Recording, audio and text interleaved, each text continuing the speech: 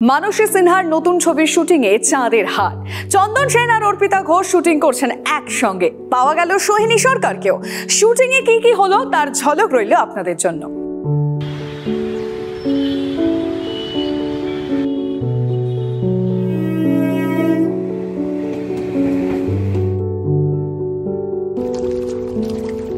কাশিমিত্তির ঘাট এবং সেখানেই চলছে বেগনি রঙের আলোর শুটিং। এখানেই আমরা দেখতে পাচ্ছি যে নদীর ঘাটে কিছুক্ষণের জন্য এই শট দেওয়ার পাশাপাশি সময় কাটাচ্ছেন সোহিনী এবং তার সঙ্গে সঙ্গে অবশ্যই পরিচালক মানসীদি যে নতুন গল্প নিয়ে আসছে সেই গল্পরই বুনন চলছে এই মুহূর্তে এই ঘাটে। নরমাল হাঁটো হ্যাঁ রোল করছি রোলিং এন্ড অ্যাকশন।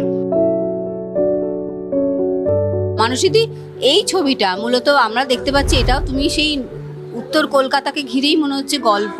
তুমি যদি একটু বলো যে দর্শক এই ছবিতে নতুন কি দেখতে পাবে? আমার ছবি তো সবসময়ই আমি বলি যে ভালোবাসা, সম্পর্ক এসবের কথা বলে, এখানেও তার কোনো ব্যতিক্রম হবে না। তবে আমি তো নিজে মা, আর আমার উপর আমার নিজের মা আমার দিদার প্রভাব অনেক বেশি। তো সবারই অনেকগুলো টুকরো টুকরো ছোটবেলার গল্প এই ছবিটার মধ্যে আছে, যে ছোটবেলাগুলো আমাদের সবার হারিয়ে গেছে, আমরা সবাই চাই ফিরে পেতে। আর কেউ কেউ ছোটবেলাগুলো না ভেতরে যাপন করে, ছোটবেলাতেই যাপন করে। এটা সেই রকমই একটা মেয়ের গল্প যেটা সোহিনী করছে। এখানে যেমন আমার একটা মায়ের চরিত্র, তো সেখান থেকে আমার ভিতরের যে মাতৃত্ব বোধ রয়েছে, আমার ভিতরের যেটুকুনি মমতা রয়েছে, সেটা দিয়ে আমি কি করে সবটা জড়ো করে কিভাবে এই চরিত্রটাকে ফুটিয়ে তুলবো, ওর সাথে আমার কেমিস্ট্রিটা কিরকম হবে। এই ছবিতে আমার আর ওর কেমিস্ট্রিটা খুব ইম্পর্টেন্ট। তো সেটাই আমাদের কাজ, তাই তো? হ্যাঁ হ্যাঁ হ্যাঁ। কি বল, তুই তো বলছিলি ইন্টারভিউ দিবি, বল কি ইন্টারভিউতে তোকে যদি প্রশ্ন করে, বলো তো এটা প্রশ্ন করো তোকে। এখানে তো তুমি তোমার মায়ের চরিত্র করছে, তোমার সঙ্গে কি তোমাকে কি বলে ডাকছে মা এখানে ছবিতে, সিনেমাতে কি বলে ডাকছি বল? মেয়ে।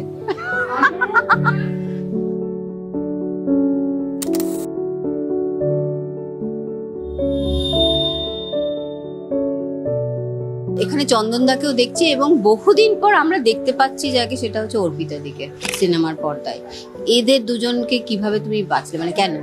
চন্দন তো আমার আগের ছবিতে অভিনয় করেছেন, আমার অনেক দিনের বন্ধু, ছোটবেলা থেকে বন্ধু আমরা থিয়েটারে। আর অর্পিতাদিকেও আমি, মানে অর্পিতাদি যখন মোটামুটি কলেজ আর আমি যখন 11, সেই সময় থেকে আমাদের বন্ধুত্ব। আমি চেয়েছিলাম এই চরিত্রটার জন্য এমন একজন মানুষ, ওনাকে পেলাম। আর সর্বোপরি উনি আমাদের প্রডিউসার, অন্যতম প্রডিউসার বিশ্বরূপের গুরুমা।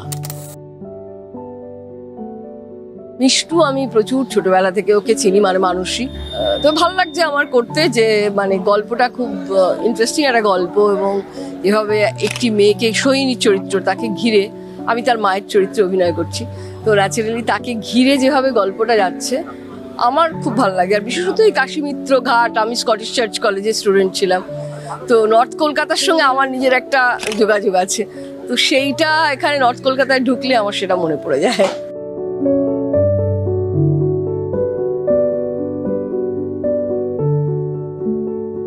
আমি ঠিক এই ধরনের চরিত্র আগে করিনি। একজন মানুষ, তার 28-29 বছরের সন্তান মারা গেছে, অথচ তার ভেতরে একটা দার্ঢ্যতা আছে, যে দার্ঢ্যতা দিয়ে সে জামাইকে কনফ্রন্ট করে। অনাথ শিশুকে আবার বড় করে তোলার একটা, মানে বলা যায় আগে কন্যা সন্তান ছিল, আরও একবার বাবা হতে হবে আর কি।